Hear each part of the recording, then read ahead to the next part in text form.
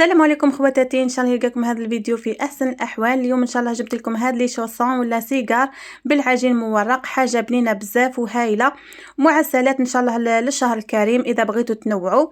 هادو الحق انا ذقتهم في واحد المحل هكا، كنا في طريق وراجلي هبط جاب هكا، جاب شويه بريوش، جاب الاخر وجاب هادو معاهم، عجبوني بزاف. الحق انا عمري ما درت العجين المورق على شكل هكا معسلات، بس عجبوني بزاف، كيعجبوني قلت علاه ما نجربهمش. مدوا لي نتيجه رائعه ويجيو بنان، يعني حاجه سهله بسيطه ديروها في ساعه، خاصه اذا كان العجين المورق تاعك يعني واجد، راح ديروهم بسرعه يعني وما يهزوش بزاف المكسرات ولا في الحشو. يعني الحشو راهو اقتصادي جدا. تبعوا معايا يا البنات. قبل ما نبداو حباباتي ما تنساوش ديروا لي جيم وتفضلوا تشوفوا المقادير وطريقه التحضير. بسم الله والصلاه والسلام على رسول الله. عندنا كاس وربع تاع السكر مع كاس وربع تاع الماء. هنا راح نخدموا الشيره ولا العسيله الخفيفه اللي راح نعسلوا بها هذا المعسلات هذو ولا هذا السيجار. ودرت شويه تاع القارص، ديروا كاس وربع ماء وكاس وربع نتاع السكر، يعني تكفيكم هذه الكميه وتوفي، على خاطر راح نديروا رطل برك تاع العجين المورق.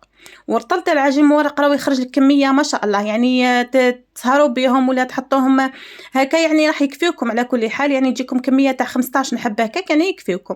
نبداو في الحشو تاعنا. عندنا هنا كاس ونص نتاع الكاوكاو محمص ومرحي بقشورو، وعندي مغرفه ونص كبيره نتاع السكر، عندي شويه فانيلا، وراح ندير هنا ملعقه صغيره تاع، كانت عندي الحق شويه باك تاع زبده وخلطت معاها شويه مارغرين. ونجيبوا الماء ولا مزهر، يعني الا كان عندك مركز هاك ديري ماء مركز نتاع المزهر، واذا عندك مزهر ديري مزهر ديريكت. انا دائما نستعمل الماء مع مركز مزهر، يمد لي نتيجه ما شاء الله، وطعمته قاويه وتجي يعني هكا ريحته قاويه. نحكم نخلط هكا هذه المكونات ونبدا نبل فيهم بهذاك الماء، ماشي نبلهم بزاف نشمخهم، نديروهم هكا كيما الحشو تاع البقلاوه. نزيدوا بشويه المزهر حتى نتحصلوا على هكا خليط يكون ماهوش ممسوك بزاف. دوك تشوفوا معايا كي تحكموه بيدكم هكا يتشكل لكم كره، بصح كي تطلقوه راح يتفتت. شوفوا هكا، يعني شوفوا كي نحكموه راح يتشكل، كي نطلقوه يتفتت. خلاص كنت كملت. ونجيب العجين المورق تاعي، عندي 500 غرام تاع العجين المورق هكا. هذه الكميه راهي ربع الكميه اللي استعملناها. شوفوا كيلو تاع الفرينه يخرج لكم 2 كيلو تاع العجين المورق. انا كنت استعملت معاكم يا البنات كيلو واحد، اخي درتو تطبيق ثم بعد يعني تاع الكوكا، درت نصف الكميه معناتها كيلو تاع عجين مورق، وطرف يعني اللي هو حتى هو ربع كيلو درتو ثاني في هذاك الفلان. كي درت لو فان تاعو درتو عجين مورق ثاني، ولهنا يبقى لي غير هذا الطرف. قلت علاه ما نجربش معاكم هذا لي شوسون حلوين ولا سيجار، يعني ما نعرفوش يسموهم الحق، انا سميتهم سيجار بالعجين مورق وفرات خاطر يجيو معسلين هكا. نرقق العجينه تاعي مليح مليح كما راكم تشوفوا. والحشو يا البنات راح نقول لكم كاس واحد برك تاع الكاوكاو راهو يكفي. دوك تشوفوا معايا يعني من بعد راهو قعد لي الحشو، يعني نتوما ديروا كاس واحد تاع كاوكاو مع مغرف وحده نتاع السكر، ديروا لهم شويه فانيلا وتبداو تلموا كيما درت انا، تلموا بالمزهر وفرات. هنا شوفوا العجينه تاعنا كيف راح نقسموها. درت هكا شريط كبير كما راكم تشوفوا. الشريط هذا راح نقسموه الى اشرطه صغار. الاشرطه الصغار هذو كل واحد يعني العرض نتاعو حوالي 6 صباع كما راكم تشوفوا، يجيكم حوالي 8 سنتيمتر هكاك الى 9 سنتيمتر. ونحكم كل شريط راح يدير لي 3 حبات، كل شريط يدير لي 3 حبات، هما 5 اشرطه، كل شريط راح يدير لي 3 حبات نتاع هاد لي سيجار ولا هاد لي شوسون الحلوين المعسلين. هذه نحيت لها الحاشيه برك على خاطر كنت مش حاسبتها اصلا، كيما قيستكم شفتوا معايا ما حسبتهاش، يعني نحيتها ابار على خاطر على بالي راح نحيها. المهم هكا البنات الحواشي هذوك مانيش راح نرميهم، انا درت بهم هذوك الحبات الصغار اللي شفتوهم معايا في البلاطو. جبت بيضه نحيت الصفار تاعها للدهن وخليت البياض نلصق به.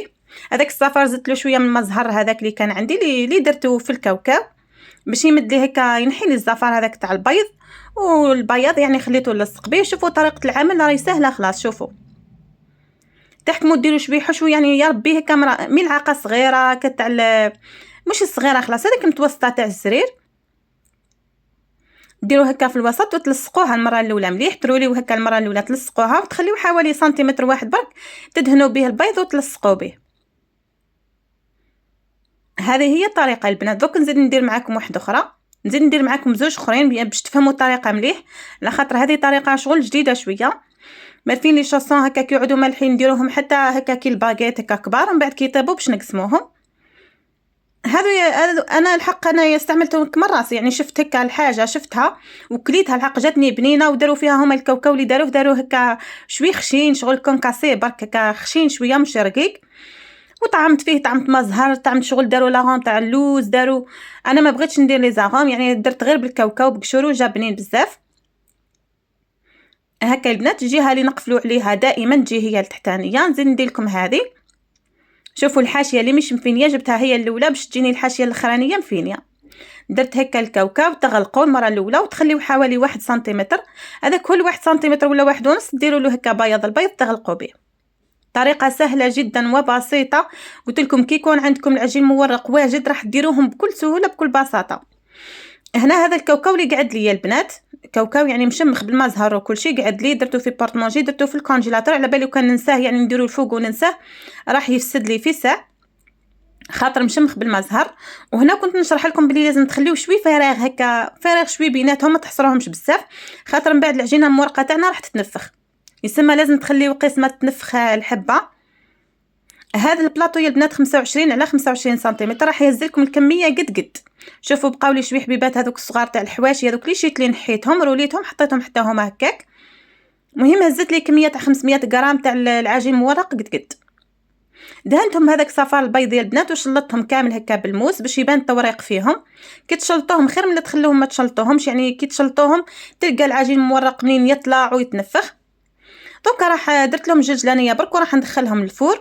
علو الحق للفرن درتو ساخن بزاف، درتو ساخن حوالي 200 درجه، ومن بعد كي فات هكا نقولوا 20 دقيقه الاولى هكاك نقصت فيه وخليتهم يطيبوا بالعقل، وحمرتهم هكا يعني بعد ما حمروا لتحت حمروهم الفوق، حمروهم مليح مليح. راكم تعرفوا الحوايج هذو اللي يتعسلوا لازم نحمروهم سينو يعني من بعد يوليو شغل معجنين. وهما هذه المعسلات البنات ما يجيوش يعني هكا مقرمشين ولا يجيو طريين، يجيو يشبهوا شويه في البقلاوه التركيه.